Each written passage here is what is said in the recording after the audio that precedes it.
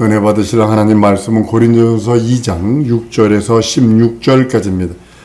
오늘 말씀은 이제 신령한 법칙이라는 겁니다. 제목인데요. 여러분, 예수께서 하신 이적과 능력, 표적, 기사들이요, 스스로 한 거 하나도 없습니다. 하나님께서 함께 역사하신 겁니다. 사도행전 10장 38절에도요. 하나님 나사렛 예수에게 성령과 능력을 기름부터 하셨으며 저가 두루 다니시며 착한 일을 행하시고 마귀에게 눌린 모든 자들을 고치셨으니 이는 하나님이 함께 하심이라. 하나님이 함께 하실 때 예수님도 이적과 표적과 능력과 이적이 있습니다. 자기 자의로, 자기 이성적으로, 자기 뜻대로 한 것이 아니라 하나님이 함께 하셨기 때문에 그 이적이 나타나는 겁니다. 예수께서 하실 때 병 고치는 그 능력도, 귀신 쫓아내는 능력도 예수와 함께 했다고 봅니다. 근데요, 누가 보면 5장 17절을 보면요, 하루는 가르치실 때 갈릴리 각촌과 유대와 예루살렘에서 나온 바 바리새인과 그 교법사들이 앉았는데 병 고치는 주의 능력이 예수와 함께 하더라. 예수와 함께 하더라. 병 고치는 것까지도 능력이 함께 하더라. 병 고치는 능력은요, 이적과 표적은요, 우리가 생각하기 요즘에 가끔가다 인터넷에서 보면 포크레인이 가서 뚝이 물이 차니까 미리 비 오기 전에 뚝을 허물어서 물을 빼는 그런 모습을 봅니다.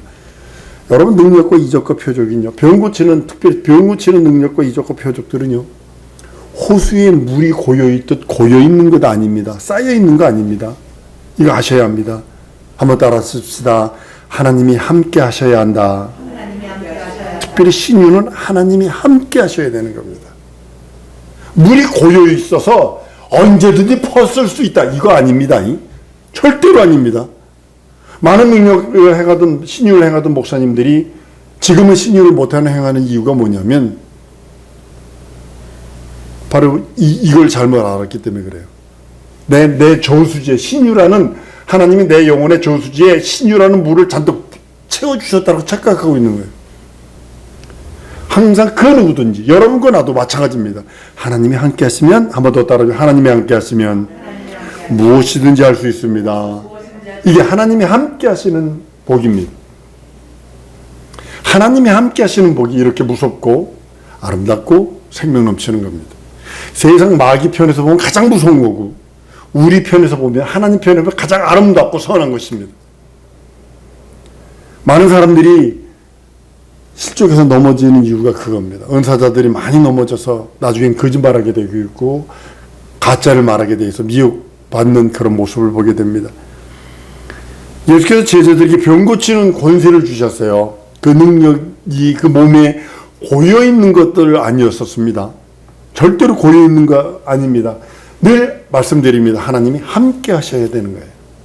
여러분과 나에게도 하나님이 함께 하시면 뭐든지 할 수 있어요. 이를 위해서 기도하지 않으면 아무것도 할 수 없습니다. 예수님도 능력과 이적과 표적을 행한 다음에 제자들이 못했거든요. 귀신을 못 쫓아냈거든요. 병든 자를 못 고쳤거든요. 그럴 때 제자들이 예수께 묻습니다. 우리는 왜 못했습니까? 기도 외에 이런 이유가 나갈 수 없다라고 선언하고 있습니다. 하나님께서 이제 출애굽을 할 때 이스라엘에게 명령합니다. 모세를 통해 명령합니다. 애굽에서 광야로 나와라. 광야에서 하나님을 섬겨라. 끝없이 하나님을 섬기는데 광야에서 섬겨라. 광야에서 섬겨라 합니다. 근데 바로는 뭐라고 말하냐면, 애굽 땅 저기 넓잖아. 넓은 데 가서 여기서 해. 근데 하나님은 아니. 모세를 통해 여전히 내 백성을 보내라. 그들이 광야에서 나를 섬길 것이라. 내게 절기를 지킬 것이라. 내게 희생을 드리리라. 라고 해서 끝없이 그렇게 얘기를 합니다. 여러분들 왜 그랬으리라고 생각을 하세요? 이건 예수님에 대한 예표이기도 합니다. 하나님이 이스라엘을 홍해라고 하는 그것을 건너게 만드셔서 광야로 이끄십니다. 바로가 없는 곳이에요. 첫 번째가 바로가 없는 곳. 다른 말로는 세상 신이 없는 곳. 하나님을 섬기되 내 마음속에 세상 신이 있으면 안 된다, 이 뜻이거든요. 여러분들 마음속에 믿는 다른 구속 가지고 있으면 절망입니다, 이거. 출애굽했을 적에 애굽 땅에 거기서 살 수 있어요. 거기서 살 수도 있어요. 그러나 하나님이 원하는 건 이스라엘 백성들은 다만 광야에서 세상 임금이 없는 곳, 바로라고 하는 세상 신이 없는 그곳에 와서 하나님 앞에 예배해라. 하나님을 섬겨라. 하나님께 희생과 절기를 지켜라. 두 번째로는요, 애굽의 풍습, 애굽의 관습, 애굽의 습관, 그것이 없는 곳이에요. 애굽의 습관은, 여러분 애굽의 그 섬기는 거, 개구리부터 시작해가지고 섬기는 거 많죠? 섬기는 게 많다. 우상 숭배가 있다고요. 그러니까 하나님은 그걸 원치 않는 거예요. 여러분 나에게 16속에 우상 절대로 안 됩니다. 그거 하나님 섬기다. 그건 가증이 여기시는 거예요. 그걸. 하나님이 주신 율법을 쫓아 이스라엘 민족이 광야에서 하나님을 섬기게 하십니다. 이것은요, 진리에 대한 예표거든요. 예표로서 시그는 거거든요. 하나님을 섬길 때, 우리 예수를 섬길 때 세상 신과 결별하고 이제 하나님만 섬기겠습니다.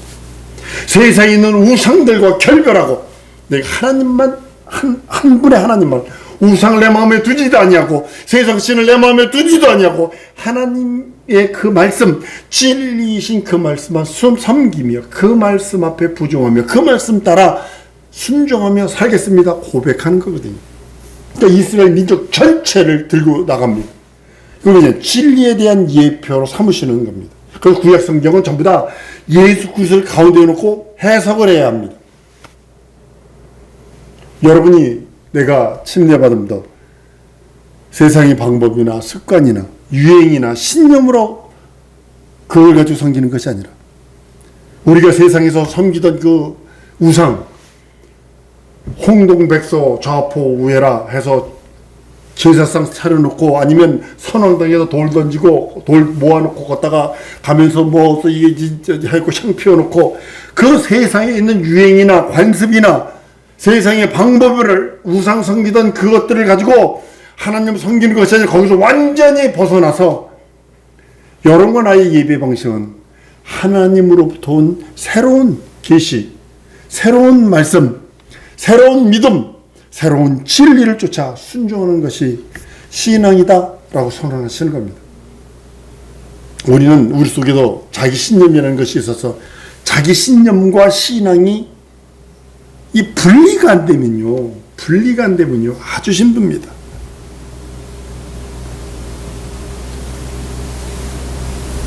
오직 하나님으로부터 새로 계시된 그 새로운 계시의 말씀, 그 믿음, 그 진리의 말씀의 순종을, 그걸 쫓아 순종하는 그 신앙인에게 하나님께서 그 신앙에만 이적과 표적과 능력과 이적과 표적을 더하십니다.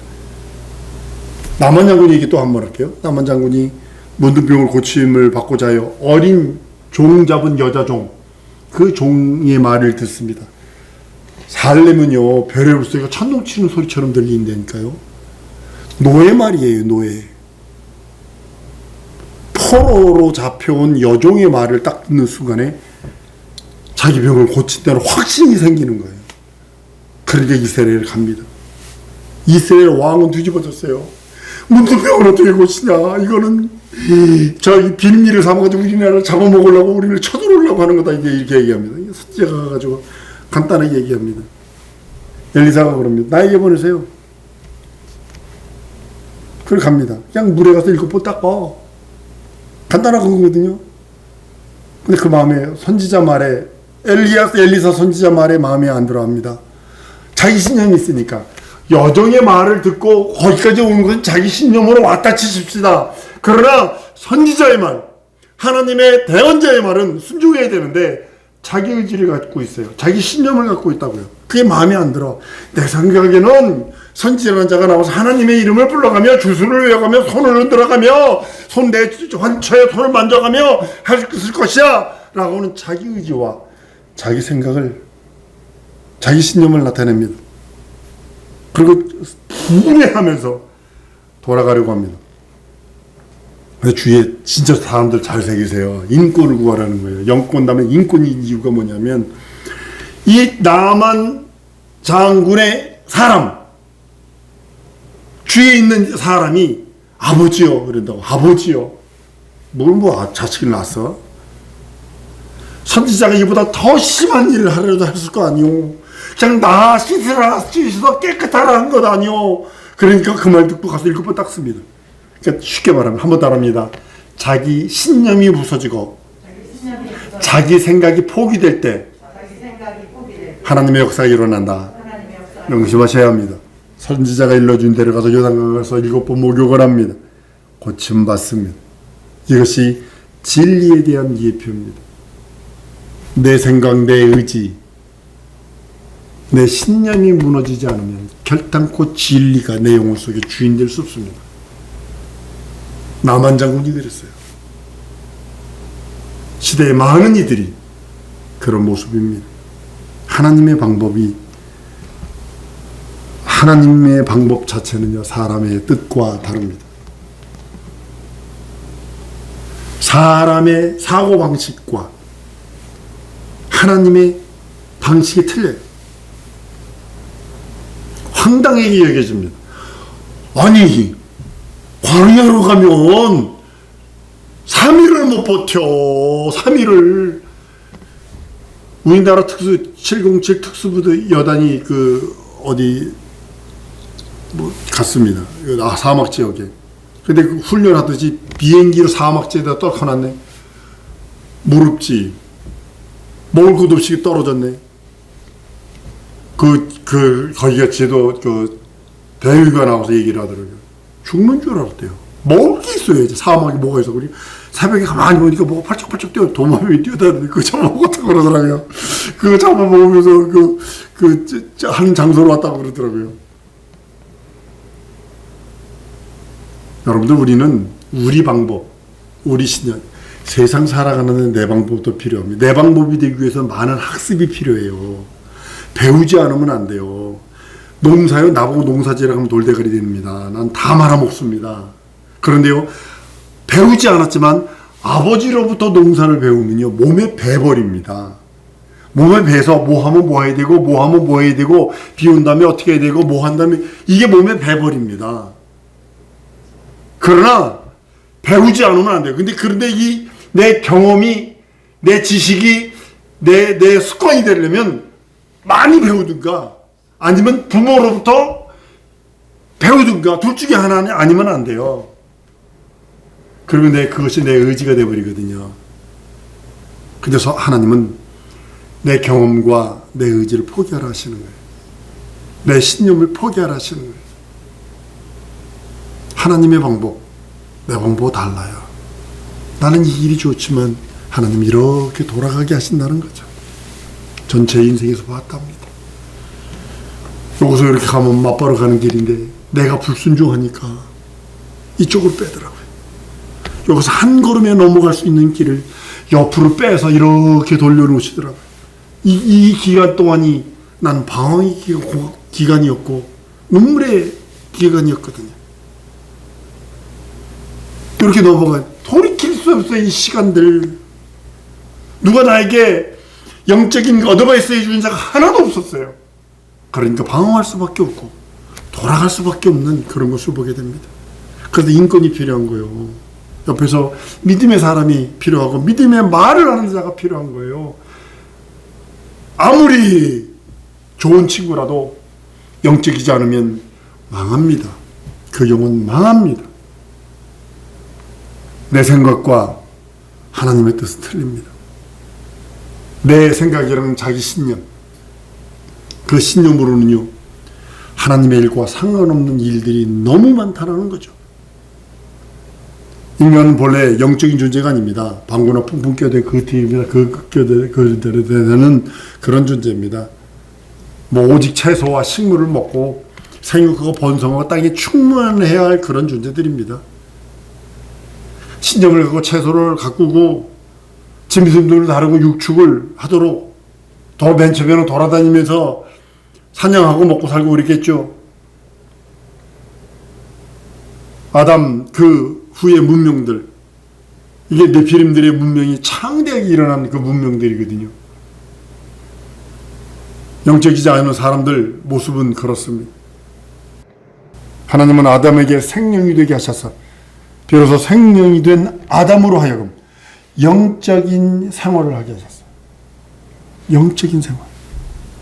고린도전서 15장 45절에 기록된 바 첫 사람 아담은 사는 영이 되었다 함과 같이 마지막 아담은 살려준 영이 되었다라고 해서 사는 영이 되었어요. 여러분과 나도 사는 영입니다. 육체의 사람에게는 자연의 법칙을 존중할 수 있습니다. 봄, 여름, 가을, 겨울. 여러분 봄을 놓치면요 여름, 겨울이 없습니다. 여러분 아셔야 됩니다. 여러분 인생에도 봄을 놓치면 안 돼요. 여름을 놓치면 안 돼요. 가을을 놓치면 안 돼요.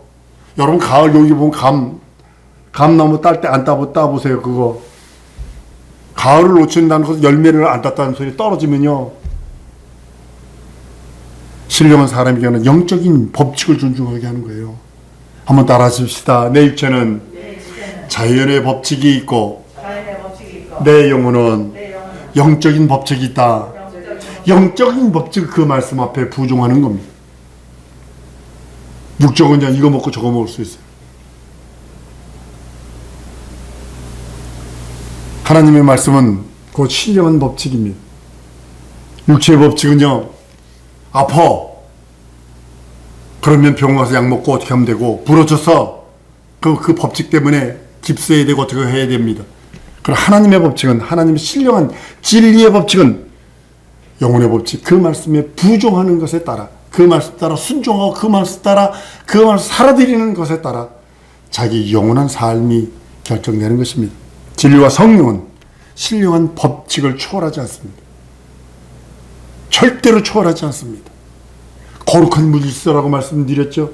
하나님 아버지는 뜻을 정하시는 분, 성자 예수는 하나님 아버지의 뜻을 성취하시는 분, 성령 하나님은 하나님 아버지의 뜻과 예수께서 성취하신 그 뜻을, 예수가 이루신 그 뜻을 보존하시고 증거하시고 확증하시는 분이세요. 신령한 법칙이 있다고요. 육체도 법칙이 있는 것처럼 영혼도 법칙이 있다는 사실이죠. 신념과 신앙은요 충돌될 수밖에 없습니다. 신념과 육체에 속한 이성적인 그것, 신념은요 내 속에 들은 이성적인 것입니다. 신앙은 영에 속한 신령한 것이기 때문에 늘 부딪힙니다. 육체의 소욕도 있고요, 영의 소욕도 있고요.